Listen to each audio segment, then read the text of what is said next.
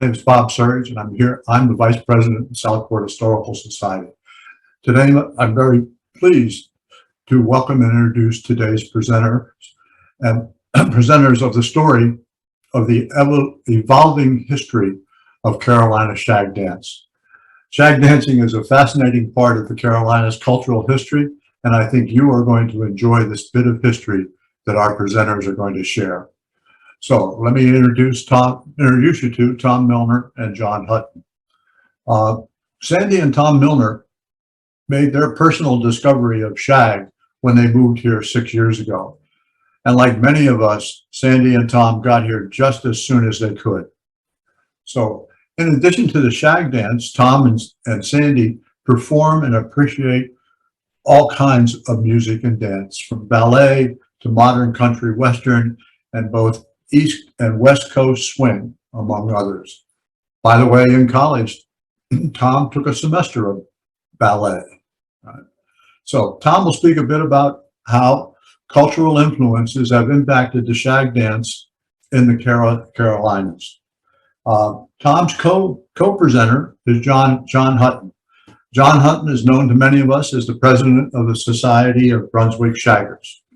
He's lived on the Carolina coast his whole life and the last 20 years in Brunswick County. John is a retired military history faculty member at Brunswick County Community College. And during the last 20 years, he has taught hundreds of folks the basic steps of shag dance. By the way, John says he discovered the shag shortly after he discovered girls. All right. So with that, let's welcome our speakers, Tom Milton and John Hutton.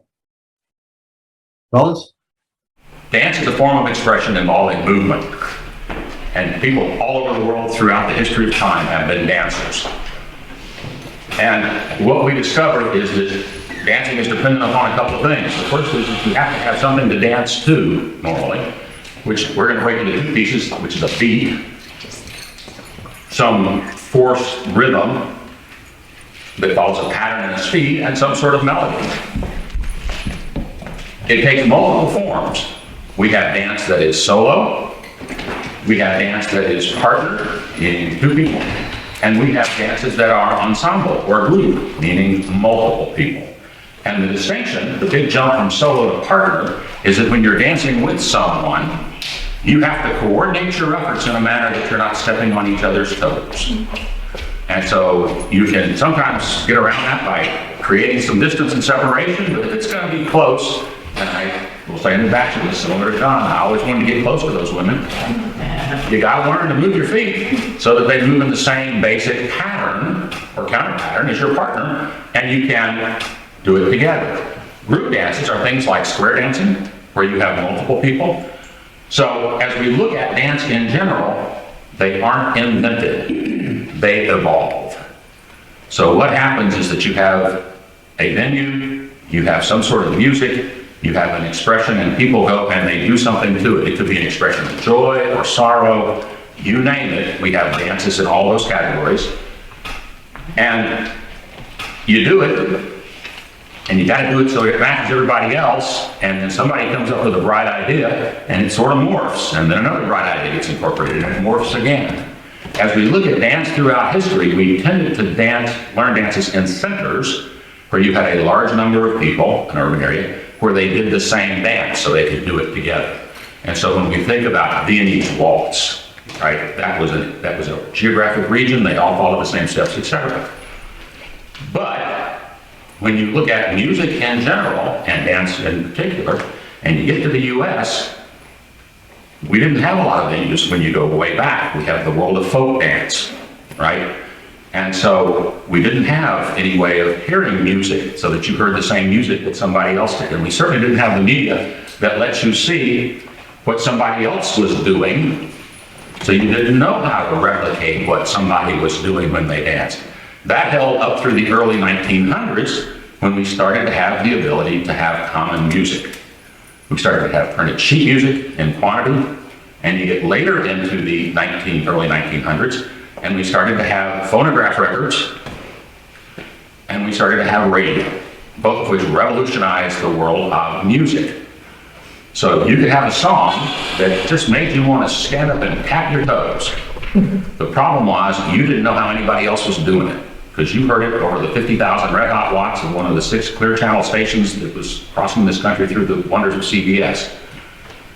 And so you heard the music and you knew people were dancing to it, and you would sort of pick the pattern up based upon the rhythm and the beat of the music, but you did your own thing. And so when we talk about the history of dance, of any dance, what you quickly discover is that it is spread out in a million directions. And your history of dance is based upon what you experienced or what you were exposed to. And so you could have a song that played in one place and was heard all over the country, and the way people expressed themselves to it in Decatur, Alabama was considerably different from the way they expressed themselves to the same song in Barrington, Rhode Island. Both are equally legitimate expressions, they're just different.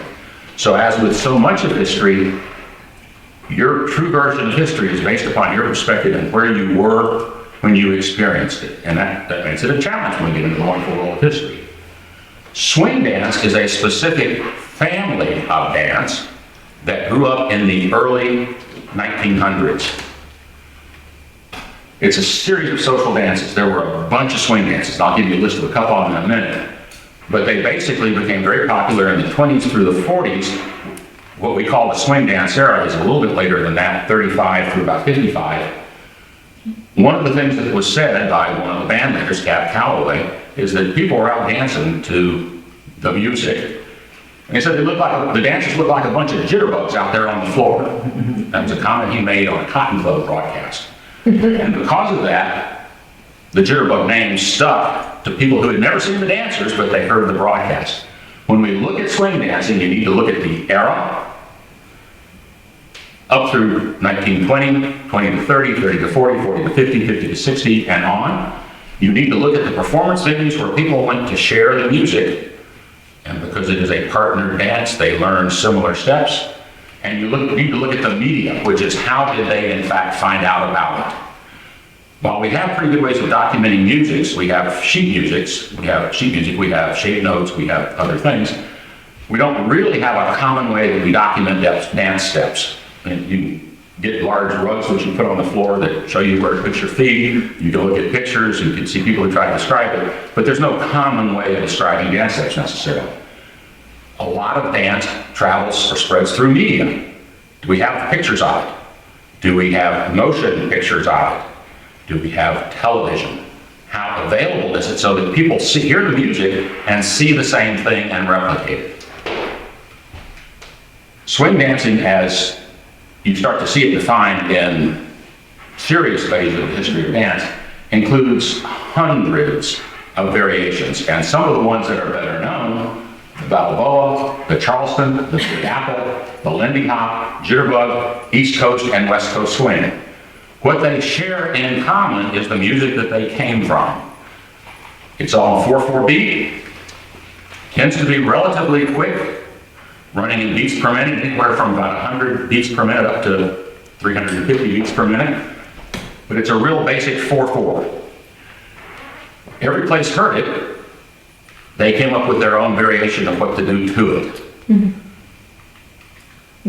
Some of the things that affected what individual areas did to the music, I'm familiar with the R's of reading, writing, and arithmetic. In fact, the R's that go with swing dancing seem to be radio, records, region, religion, and race. So when we look at swing dancing in general, we go back and we look at and we look at where did people start to hear this stuff? Where did they hear this music? Well, we had just fought World War I. We have a lot of people who went over to Europe, who went over to France specifically. Attitudes in France were considerably different on a number of topics than they were in the US at the time. It was a much more integrated society. It was a much more free-flowing society in terms of social norms. Wicked behavior was not quite as wicked. It was new, it was different. GIs got exposed to it. They come back. They bring some of those horrible habits with them. We go into the early 20s. The war's over. We've got some money. We are into the roaring 20s. Behavioral norms have loosened up a little bit. And so people start going out and having fun. We have some disposable income. We start to develop roads so that people who have disposable incomes can go on vacation. A radical concept. Not very many people went on vacation prior to the 1900s. But they start to go out, and where do they go? Well, for a lot of people, they went to the beach. That had a real impact on us. We started to develop radio stations. Radio station model back then was that you sold advertising at that individual radio station, and so you sold it to the vendors that were within the broadcast area of that station. There were a couple of basically national broadcasts that went on. One of them was from the Cotton Club, which was a music hall in Harlem, which was known for black performers and white audiences, because it was not segregated, it was segregated, it was not integrated. We started to have records, and so you could get a 78 and later on a 45. If you couldn't hear the radio broadcast, you could get a copy of a song on a disc. Now, the radio stations, we had, if you had enough people in a region, you could put in a radio station, sell advertisement and go for it. It was expensive to broadcast long distances, so when you had concentrations of population, as you had on the California and the West Coast, and you had in the East Coast, you had lots of smaller radio stations because they could broadcast limited power to customers in a specific area. They would play songs. Some of those songs were put on records. The records at that time were produced by small independent labels, somebody's garage. They would record it. They would sign an artist, maybe, they would record the music, and they would put it out and sell it for local distribution. People sometimes bought the records, but frequently they went into jukeboxes. And jukeboxes were dependent upon having an area that had enough people coming through that they could collect nickels. You didn't have a jukebox standing out by the side of the road. You had it in a bar or a restaurant or someplace that people congregated. Regional differences when it came to swing dancing were huge. Temperature. You may have noticed that it can get a little warm down here. And behavior which is comfortable in the Northeast where it's nice and cool, relatively speaking, ain't so hot down here because it is hot down here. And quite frankly, a lot of physical exertion is a lot of body aroma, which is not exactly the best aphrodisiac known to mankind, and though it might produce it in social dancing. Religion. Dance has been the devil's playground since time began. Everywhere, somehow or another. But when some people saw some of these dance moves being done, they thought that they were lascivious, salacious, whatever. And so there was a lot of societal pressure to stop that horrible dance stuff. And then finally, race, which has been a constant in the history of the world. You had patterns that developed in some communities and not in others. There was always a little bit of cross-pollination. But in general, the dances that somebody who came from a Polish family did, their family dances, versus somebody who came from a German family, the folk dances were different. Now that's not race, it's ethnic, but there was that distinction. And one of the things that happened with swing dancing is it came into being at a time when we were pushing a lot of those distinctions that went with race and segregation. So Shag is a type of swing dance. When you go into Wikipedia and you look for a definition of shag, it's a type of deep pile of carpet, ugly, suitable only for the back of a van. It's a hairstyle, right? I thought that layer in a regular was cool. It's a fine cut of tobacco. In case you smoke a pipe, you get a shag cut of tobacco. Or it's somebody who's catching balls at a baseball game outside of the game. You're shagging flies for practice. When you go to the Urban Dictionary, which is the way it was used in slang, it's a British slang term for sexual intercourse. Used by people who think that the term making love is too innocent, and the other word is too coarse. And so what happened is the word got attached to all sorts of activities. It was in common usage, its usage increased after World War I, but this concept of shagging was one that got thrown around with increasing regularity. So this was applied to lots of things, including multiple variations of swing dances, which could be incredibly different. So when you go back and you Google on shag dancing, you'll find references in newspapers to shag dancing from the 1920s, and yet it looks like what they're talking about bears no resemblance to what we think of now as the Carolina shag. Everybody's experience is different. right, when you're dancing. But when you start looking at history, there are some events and venues that you can use to sort of hang this all together. The first one that we talked with swing dancing is the Cotton Club, which was a nightclub in Harlem, which was broadcast on one of the national radio stations. Got around the country. It was a Saturday night dance. Another important place that you'll hear mention of is the Lumina, which was a beach pavilion in Wrightsville Beach that was built in 1905. It was where the train line ran out to Wrightsville Beach, and it was called the Lumina because it was electric. It was an electric trolley car, train car, and it was lit up beyond belief. Benny Goodman, swing dancing, swing music. You'll hear Benny Goodman's name mentioned a lot, primarily starting actively in a performance that he did at Carnegie Hall in the mid-1930s, which was significant for a number of reasons. One, swing dancing of the Benny Goodman variety, or swing music, had not really gotten national distribution. He plays at Carnegie Hall, and people love it. Band, large band, clarinets, brass, rhythm. And in that performance, one of the things that did not get paid attention to a whole lot was that Benny Goodman had performers on the stage who were black. And they were the first blacks who had ever performed at Carnegie Hall. And what we discovered is that among societal groups, that in the music world, there seemed to be an earlier trend toward integration than there was in other parts of society. So musicians got together and played, and they weren't quite as worried about the color of their skin. Other names that are important, the Bostic Music Company. So we start to make these little records that you can play in a jukebox, and somebody's got to distribute those records. Well, in the Wrightsville Beach area, Wilmington area, the company did that was the Bostic Music Company. And there were a couple of interesting guys, Jim Hanna and Chicken Hicks. Jim Hanna owned a bar on Wrightsville Beach, Carolina Beach, close to Wrightsville, right? Sure. Yeah. Called the Tijuana Inn. And his buddy, Chicken Hicks, was a dancer, and a good dancer. Chicken Hicks used to go to another music venue called the Seabreeze, which was a black entertainment venue.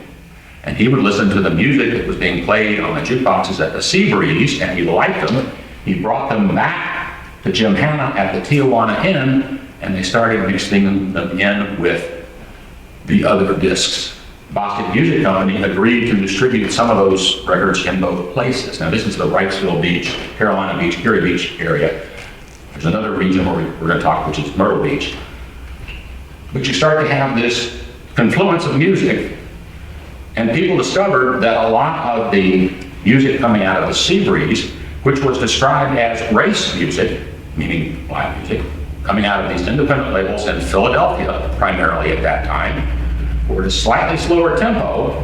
It was hot down here, and you could not jitterbug multiple dances. It was too much exertion, and it was too doggone hot. And so these songs sort of slowed things down a little bit, but you didn't hear them anywhere except the beach, because if you were white, you did not get exposed to that music unless you went to a place that had it on the jukebox. And that's it. Originally for these kids, it was on the beach at Carolina Beach and Myrtle Beach. This led to something we call the jitterbug bones, slightly after the end of World War II. This was kids who wanted to go. They had time, they had money. They went to the beach. That's what they did for their vacations. When they went to the beach, they danced. They didn't spend a lot of money. Some of the people who owned the venues on the beach didn't like that. They wanted to spend in cash. They weren't families, they were just kids. Places like Wrightsville Beach were very proud of the fact that it was a family entertainment vacation spot. Now you've got these kids hanging around that are bums. There was a murder. There's always a murder somewhere.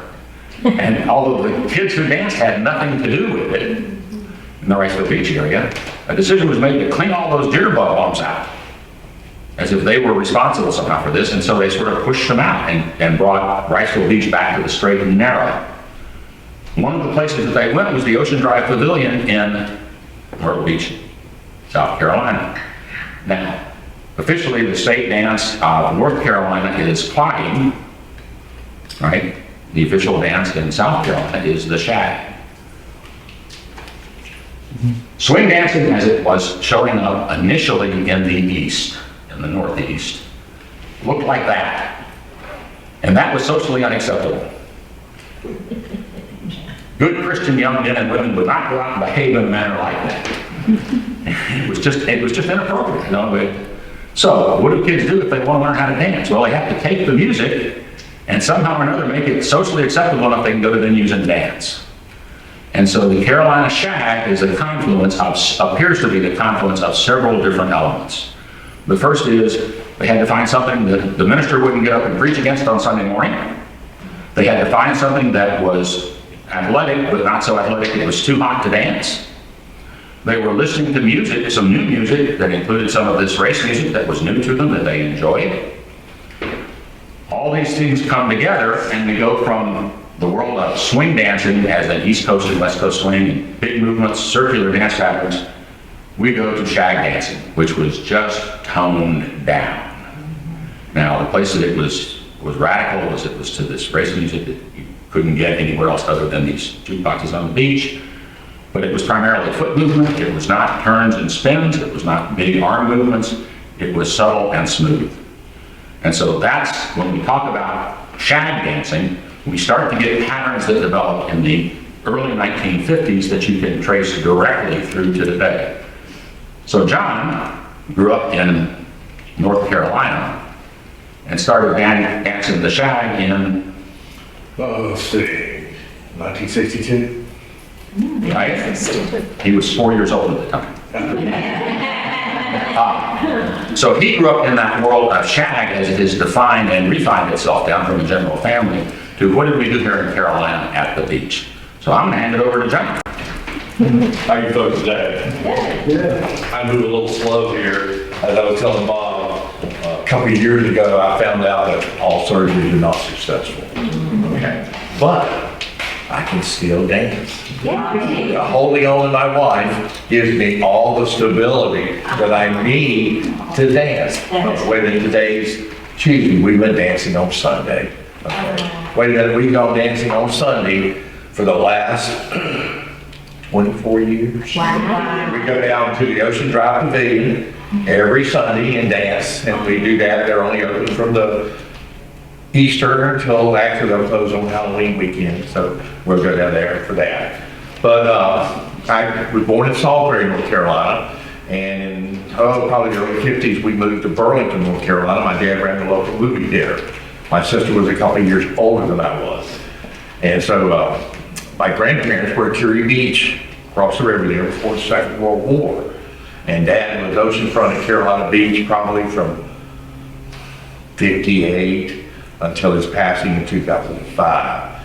In 1966, I came down here to go to college at Wilmington College at the time. And when I graduated in class of 70, it was UNCW, and it has been ever since.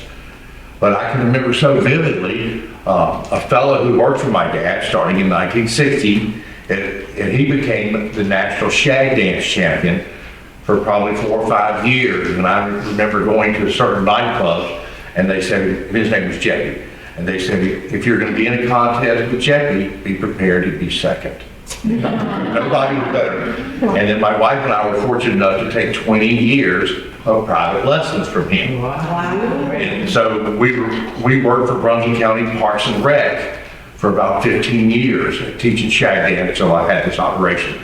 My wife still every now and then will work with some ladies at Ocean Ridge Plantation and other areas with dance steps because, like I said, we still try to dance as much as we can. He had brought up the Lumen Pavilion.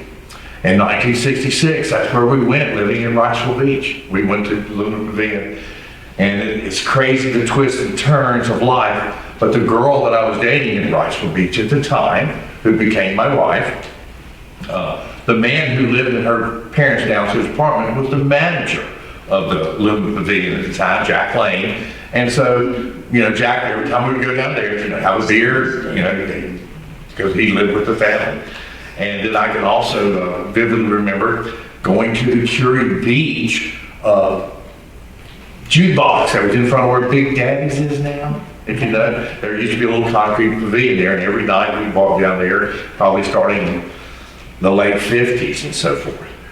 But also, when I got into high school, I also realized that from watching what was going on in segregated Burlington, North Carolina, the fellas who could dance, because high school in North Carolina at the time was what I use the term cliquish. You had the girls who were in the honor society. You had the girls who were on the athletic team. You had the girls, Burlington was a mill town. If your parents were higher ups in the mill corporate infrastructure, then they were in a different class too. But if you could dance, it cut across every bit of that. Oh. And probably about when I was 13 or 14, I realized that my older sister was going to dances. She could shag dance and so forth. And so I thought that was great. And she would show me some little moves. And fortunately enough, because my dad was a big music aficionado and didn't give his collection to right now, it's at the University of South Carolina, music was part of our house, all the time. We all played instruments and so forth, so dancing was just a natural thing. And I know my mother, who was a strict, religious Southern lady, she may have frowned on it a little bit, but she told me, and she gave me a little clipping out of a newspaper that I still have on my refrigerator today, that as Tom was talking about earlier about Mikhail Baryshnikov, dancing is the highest intellect in the most physical form. Okay? And I thoroughly believe that since she shared that with me. But anyway, growing up here, Carolina Beach, he was mentioning that, it had the Ocean Plaza Ballroom. Tom had called me yesterday about this, so I went and looked up the Ocean Plaza because that's where Chicken Hicks hung out. And I actually knew Chicken Hicks, okay? Later on in life, he became a window world salesman. And when he was putting in windows in our beach house at Carolina Beach, we would talk about the old days of shagging at the, going down to Carolina Beach. They had the Ocean Plaza, they had a couple other places in there, nightclubs, bars where dancing was allowed. Anyway, he had mentioned also about the jukeboxes. Well, Seabreeze, because of segregation, was the black beach before you crossed the Carolina Beach Bridge. A lot of things were going on in here in the 60s with regards to music. You were getting in the late 50s, the 60s, the drifters, the coasters, the tans. And some of these groups still have come around today in other, as Tom said, evolutions of members. Okay, and growing up for me in Burlington, the teenage club, the YMCA, we had dances every Friday night. We also had them in the school gym because, again, the segregation, you couldn't have them where, to put it bluntly, you couldn't have them where black people could go, But that was just the way it was. I'm glad to see that things have changed here in our society. Now, also, with having Rifle Beach and Carolina Beach, and he was talking about the Bostic record distributor who's put the records in the jukebox. In the Myrtle Beach area, when I was a young man, he was, our family would go sometimes down to Myrtle Beach because they had the rides and so forth. But when I was in high school, I discovered Ocean Drive, which is now known as North Myrtle Beach, okay? Back in the old days, you had Windy Hill, Crescent Beach, Ocean Drive, Cherry Grove, and then you had Atlantic Beach. Atlantic Beach was the black beach in that area. And the same man had the concession on the jukeboxes, Cherry Grove, they all had pavilions back in the old days. And so being a good businessman or a cheap businessman, he would take the records out of the black jukebox in Atlantic Beach and use them as fill-ins on all the other jukeboxes in Myrtle Beach, Ocean Drive, so forth all the way. And so the young people here in the late 50s, early 60s started hearing a whole different kind of music there on the coast of South Carolina. And that's where, as Tom was saying, you get the term beach music. Okay, because the only place you could hear it was when you came to the beach. Now, there was a fantastic group of dancers, both young men and young women, and a lot of that has been memorialized in your Ocean Drive area, because if you drive to Ocean Drive, or North Myrtle Beach as they call it now, on the big water tank, it has some dancers up there, and it says home of the Shag. Your nightclubs there where the Shag, where they have SOS. Okay, that means Society of Stranders. Being president of the local Shag Dance Club, for the last, off and on, for the last 20 years, because I bought about 2 years. My wife and I started the club in 2001. We met the people from the previous incarnation of the Society of Brunswick Shaggers down in Charlotte. They had lost their venue, so they had nowhere to go, and they were down to 3 or 4 members. And they said, John, why don't you take it and go to Oak Island? So we came up to Oak Island at the end of 2000, started the club officially in 2001 in March, and we started with 100 members, and we still have 100 members. And at one point, we had 250 prior to COVID.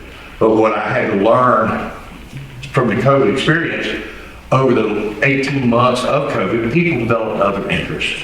You know, so we're good with the 100 members we have now. We're at the Oak Island VFW. And because my vision of the Shag Club is such, we have 2 dances every month, the second and fourth Friday of the month. And then in the January, February, March, and October, November, we have Sunday dances at the Lazy Turtle Bar and Grill on Oak Island. Now, they're free, so if any of you ever want to come, we're having one this coming Sunday with a DJ that's on the Shag Dance radio station, Northport Beach 94.9, JJ Kimball. Great guy. One of the things that I have learned from growing up in North Carolina and listening to Shag music all my life is a lot of what kind of turnout club has is going to be on the DJs that you have come play. And so because I've got probably more experience in the Shag community than anyone else within our club, I've booked the DJs for our dance club for the last 15 plus years. And so I always say we have the best DJs in the Shag dance world. But now, going back to Ocean Drive and the Northport Beach area, since they had convened and since they had the jukeboxes, as Tom was saying, after the Second World War, people had a little money, they would come down to the beach and they would spend it, and the kids would go out dancing all the time, so forth. Now, as we've all aged in the Shag dance community, they've got groups called the Junior Shaggers in an effort to perpetuate the dance. My wife was saying on my way out today, she said, John, you know, over the course of history, things come, things go. And she talked about how in the old days they would have these huge ballroom dances where people would dance till they were the last couple dancing for some type of financial gain. And I said, well, I think my Aunt Betsy and Uncle E.W. had done that prior to the Second World War. But nevertheless, the Shag dance community is very large. We have 3 big get-togethers a year. Again, they're called SOS, Society of Strangers. We have Spring Safari, where they have a parade. Our club has won 4 years in a row with parade, and I know it's Friday night we have our dance. I'm going to announce the next theme for next year so we can start thinking about that. We also have the Fall Migration, which just happened here back in September, which is a great time. And these are 10-day events where people come and everybody dances. And they have the nightclubs there in the Northport Beach area, Fat Harold's, the Ocean Drive Beach and Golf Resort, the Spanish Galleon. And some of these clubs have come and gone over the years. When I was a boy, you had the pad at Northport Beach because of, oh my gosh, I believe the TV program was called Dobie Gillis. Okay, they had a guy there called Major Gene Krebs, Bob Denver, who went on to play Gilligan. Okay, so anyway, they came up with this place at Northport Beach called the Pad, and it beside at one point was a place called Bucket Jack's Barrel. And I know all of you have seen 45 and 33 albums. They were all screwed to the ceiling when you went into the place. It was just a fantastic. And it seemed like these places went on and on and on until times changed. And it's probably starting in the 70s when people discovered the southern coast, Myrtle Beach, North Carolina area, and people started moving in. Things started to change a little bit.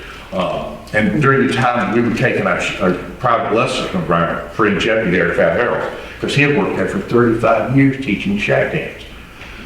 He would say all the people coming in, they're changing the Shag dance a little bit because he was like a purist. And so I feel very fortunate to learn from a fellow like that, a purist. But today, so much is going on. We still have these SOS gatherings. We have one in January over the Martin Luther King weekend called Midwinter. And so you have all these people that come down, basically all ages. Then in July, you have the junior shaggers that come. And it's amazing to see the difference that a 16-year-old young person can do the moves on the dance floor compared to someone who's 70. You know, imagine that, imagine that. But you see all this going on around, and you hope these things continue, because when we were teaching shag dance lessons, I would tell everything, or tell everybody, I should say, dancing was just, it opened up a whole new relationship between a man and his wife, or couple, because all of a sudden it's a whole new way to communicate. Just even the way you hold your partner's hand, you would communicate with your partner, we're gonna do this, we're gonna do that. And it was all nonverbal, and it was so great. And I was telling the people what a change it would bring, because all of a sudden, you as a couple were going, let's go dancing Friday night, the two of us. And you see, for me, getting older and watching the world, you see how people go in different directions. This would bring you right back. And I know my wife and I have been dancing for 37 years together, and we look forward to it all the time. And when we were teaching and learning, it was fantastic.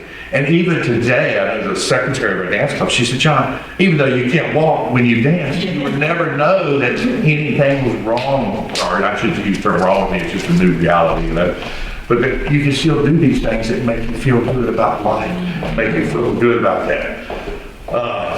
Anyway, I'm trying to think if I left anything out of what I want to say. Tom? Well, when we talk about it as an evolving activity, one of the things that is interesting, we had the swing dance world, and there are a couple of differences in patterns. You dance them in a circle, meaning you swing around. You dance them in a slot, meaning it's back and forth. You dance a lot of spins and turns. You dance with a lot of footwork. These are all different variations. The very things that made our shag, the Carolina shag, it was a slot dance. It was confined. You were dancing in a crowded place, like these clubs John was describing, and it was not real demonstrative. Right. So you didn't get in trouble with the minister, right? But it was not as energetic as some of the jitterbug and East Coast swing you may have seen in the movies.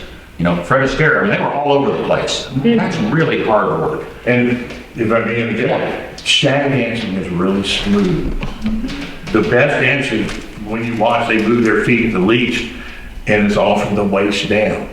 Okay. So the things that made it legal, acceptable in the 50s and 60s, that smaller movements, close proximity, staying in the slot, make it easier when you're in your 70s. Because you're not out there trying to do flips and spins and, you know. And so it really, we're going back to the traditional part. The other piece of it, we've listened to music, John, for years. Right. What I also like about it, shag, there is a shag etiquette. Oh. If, like, since I've been like this, a man will come up and say, may I dance with your wife? And I literally have to give permission, which I like. So much of our society has, as we've gotten older and watch, we see it deteriorating, so forth. But in shag dancing, there is that dance etiquette that I like. And there, when you're dancing, if you see everybody dancing like this way, as Tom would talk about in their slot, you don't go out there and start dancing the other way. And most, being in the shag dance community for, I would say, 40 probably plus years, people are, I use the term honorable. And they're all good for their word and things that you don't see in the normal aspects in society. One of the nicest things that John and Katie did for Sandy and I is, after we've been dancing with them for 5 years and taking lots of lessons, is they introduced us to Jackie. So the gentleman that taught John how to shag dance gave Sandy and I shag dance lessons and taught the same basic step that he taught John, 50 years apart. And so it has that ability to become grounded. And he was the consummate gentleman.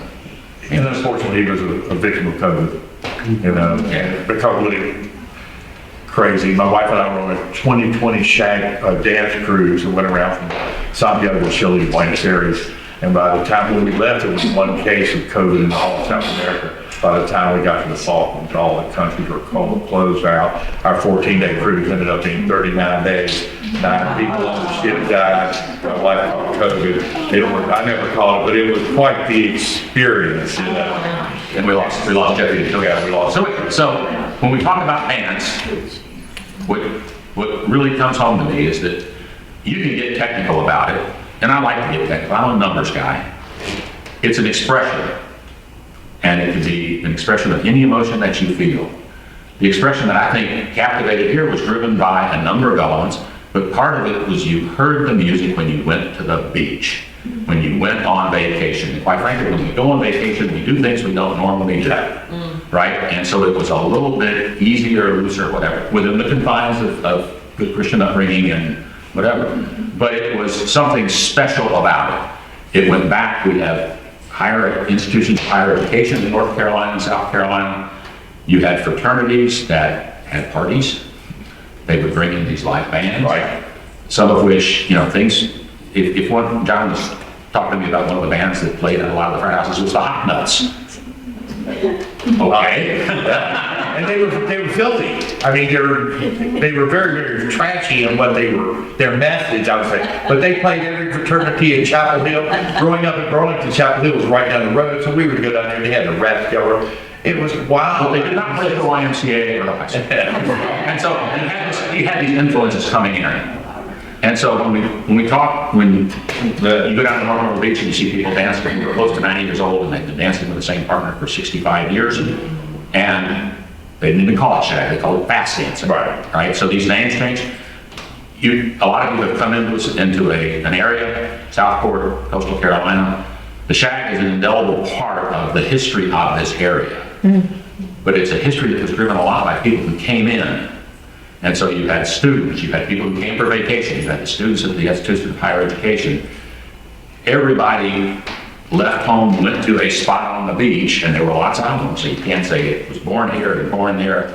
Every place that had a jukebox, right, was contributed to shag. There's always been a controversy whether it was North Carolina or South Carolina, but I always say it was simultaneous in both areas. And who cares? That's right. And the music, I was born in Mississippi. When I lived in Alabama for a while, I used to listen to the Louisiana Hayride on my transistor radio under the covers when I was 6 years old. And the music that you heard on Louisiana Hayride, there was a little bit of Elvis Presley, but not very much. And he was so disruptive, they shipped him off to Germany, right? Literally. So it depends on where you were. You came here, they didn't ship you off to Germany. And so it led, and it's incredible music.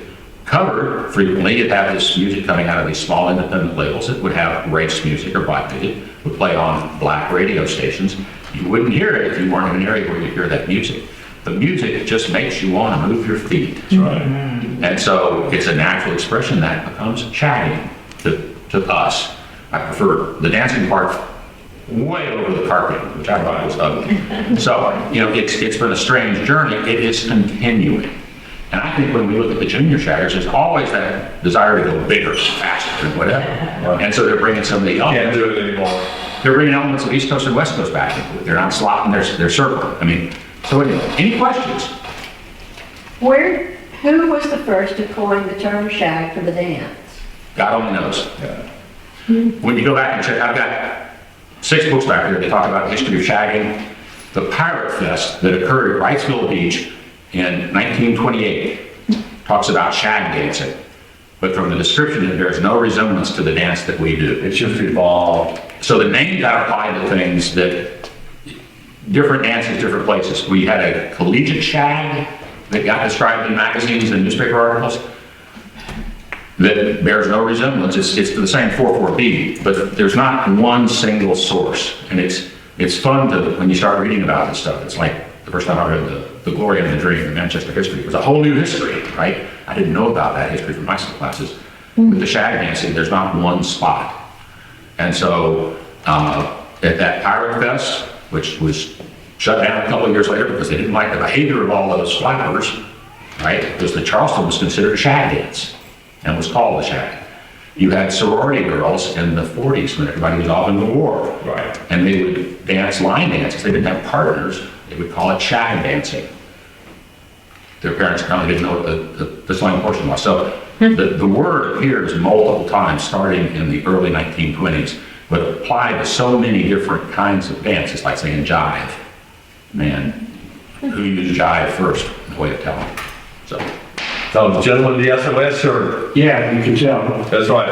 Can I make a little comment about growing up in another state, being exposed. Sure. Now, don't expose yourself. That's what we're trying to keep out of Being this. exposed to the music before the dance. Right. I grew up in Roanoke, Virginia. Okay, sure. I'm 72 years old. And you're being from Burlington. Right. And I know a lot of people from Burlington. I used to travel there on business. Right. There were at least 5 or 6 beach bands for Right. Burlington itself. Attractions, the Inland, Willie T and the Magnificent. Oh, yeah. And see, something like Willie T, crazy story, Ruffin Falls, who's their keyboard player, his father ran the State movie theater and Dad ran the Paramount. There was only 2 white theaters in Burlington time, so we've known him all my life, you know. And there were the alpacas. The I'll alpacas. tell you how I know this, but anyway, when we were in high school in Roanoke, Virginia, they had the nightclubs. Sure. And the Carolina bands would come up. That's right. But we didn't shag in Virginia at those times. Nobody did the shag dance, they just did the regular fast dancing. They got addicted to the beach bands. Sure.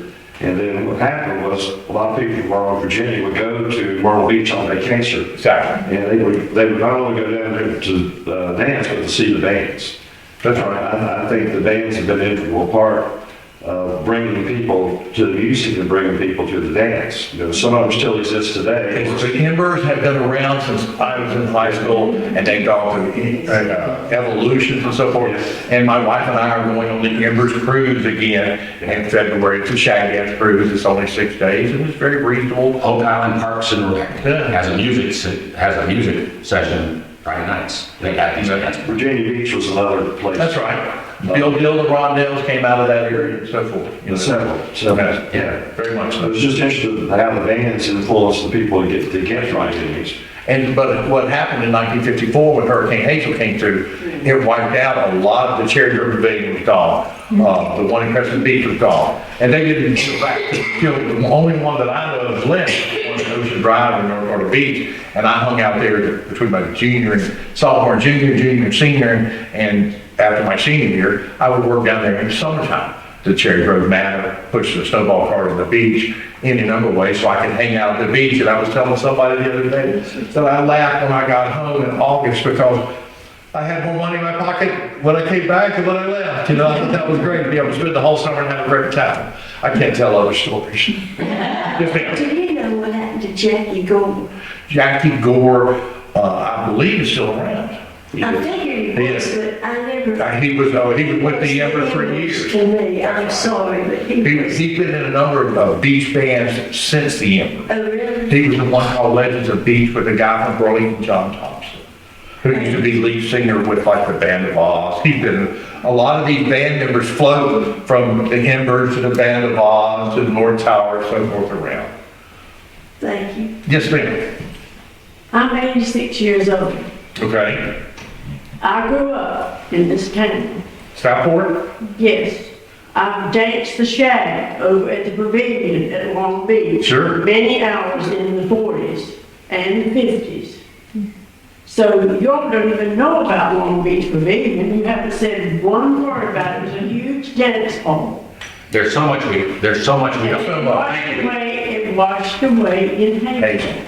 Well, I know we have family movies from Hazel, from Curie Beach and Carolina Beach.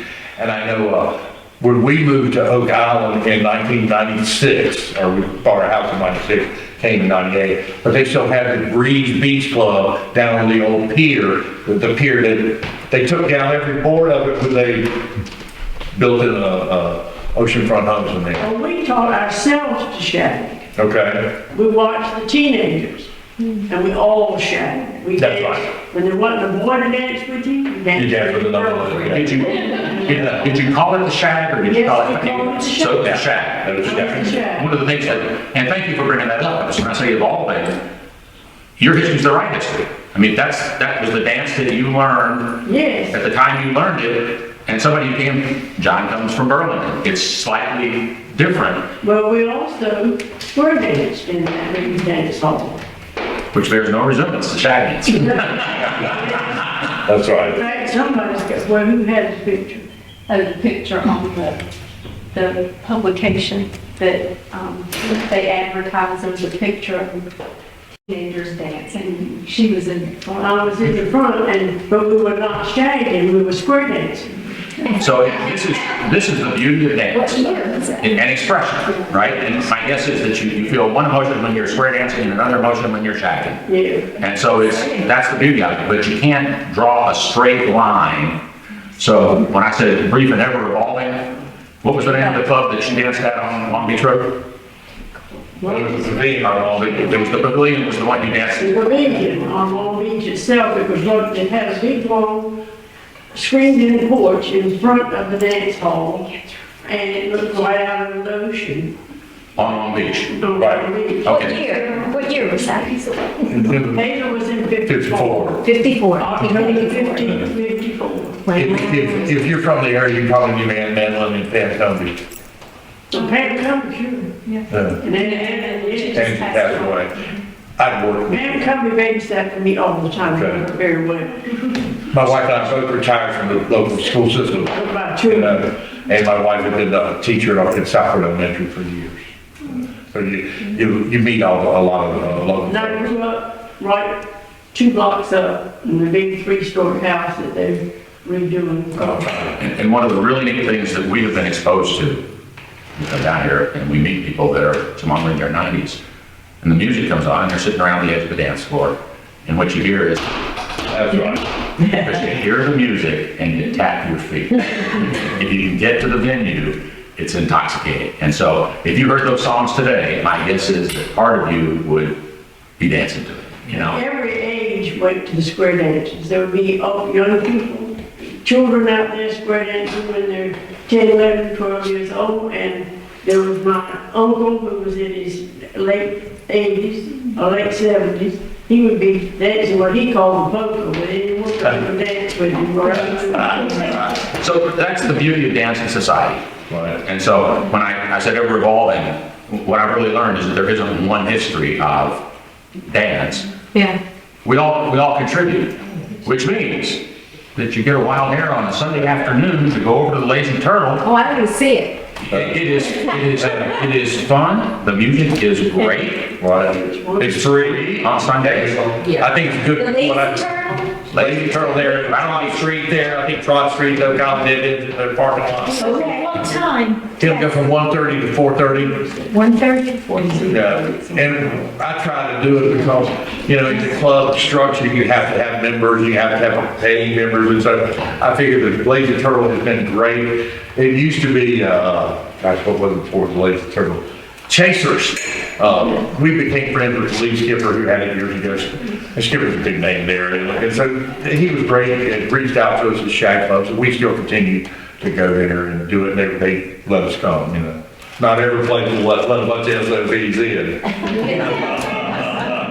1:30 to 4. 1:30 to 4:30.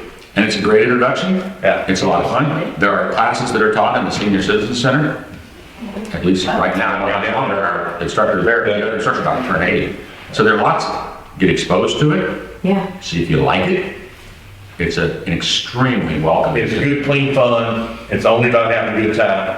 No one judges anyone on anyone's dancing ability. Good exercise. Because there's always somebody better, and there'll always be somebody worse. It's just one of the things in life. You know? So is Lazy Turtle every Sunday? No, Just, they're October, November, January, February, March. so, and only one Sunday per month. The way to find out, the society that runs with shaggers, the SOBs, have a Facebook page. And on that Facebook page, lists when the dances are. And I believe the Lazy Turtle is also putting it on their Facebook page. Lazy Turtle, on the beach, you look through the window. Can't be those ways. Yes, ma'am. The only spot dance that's smooth like this that I'm familiar with is West Coast. Okay. And so, looking at some of the YouTubes, when I was taking some lessons, West Coast, I saw Shag, and it's so similar. Right, At very much first, so. I thought that was Right. what it was. Right. Not a whole lot different, but it was really cool. And so I got so interested. Well, I don't teach Shag where I'm at. Right. So anyway, coming down here, I had a visit, and I was on Carolina Beach, and I went a couple of times to bars there. Right. Just to sort of stick foot in. Right. And really, really fun, but COVID shut it down. Right. So you weren't going to bars, you were going to examine dance patterns in America, and that just happened to happen in bars. Yeah, I mean, We love West Coast swing. West Coast swing is fun, but it's a push. Right. You step Yeah, in, yeah. your partner. East Coast variation, Right. you address side right, side to side. Yeah. But very similar to music, beats per minute. And so we took a lot of our West Coast moves and just morphed them into Which Shag. was first?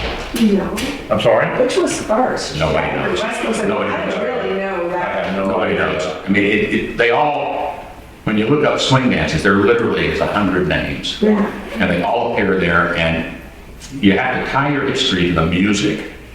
And when somebody came up with a song that you could dance to, people in one area danced one type of music, one step to it, people in another area danced another step to it. Which one came first? Neither. They came up with the song. We danced on, like, we went to the Pavilion this past Sunday to dance, my wife and I. We danced to Frank Sinatra, we danced to Michael Jackson. Because if Michael Jackson was anything, he was a dancer. Okay, and we also danced to some of the Rolling Stones, because Mick Jagger is quite the dancer, you know. So there's all kinds of music, because I know growing up in North Carolina, it was soul music / shag music growing up. But then all of a sudden I was exposed to the Rolling Stones, the Beatles, Jimi Hendrix, but I like those too, so it's tough to have all these different interests, but hey, we have so many different interests in our lives anyway. It just makes one a more well-rounded person. Yes, I've ma'am. seen Lindy have a resurgence now. Lindy, Yeah, yeah. much more Very energetic. athletic. Northwest, yeah. Much more energetic. We like to watch it. It's We're not so great, silly yeah. to think we're gonna do it. That's right. Which Lindy Hop was, original Lindy Hop came out of the Savoy nightclub in Harlem in the early 1920s. And it was driven by a couple of songs, band leader. It was a hop. Yeah. And somebody asked him, well, what are you dancing? And Lindbergh had just flown over the ocean. And so he had to have a name. And he said, Lindy Hop. Because they would name them as they went. Wow. And that's, you know, as you start to research this stuff, It's crazy. you learn how much you don't know. You learn how much uncertainty there is in history, right? And it's endlessly fascinating. It's just endlessly fascinating. I love this. This is great. Mean people don't dance. That's right. Mean people who dance But happy. have fun. It's an It's all expression. about having fun. It's really hard to have a puss on and be dancing. It's really hard. Amen. Right? So that's the advantage of it. So you go there and it's like, you don't need to take drugs, you take the beat. And it just rearranges whatever it is in our brains that get screwed up these days. It just sort of says, hey, you're having fun now. Dance. Very good. Thank you very much for being Thank you here. very much for coming.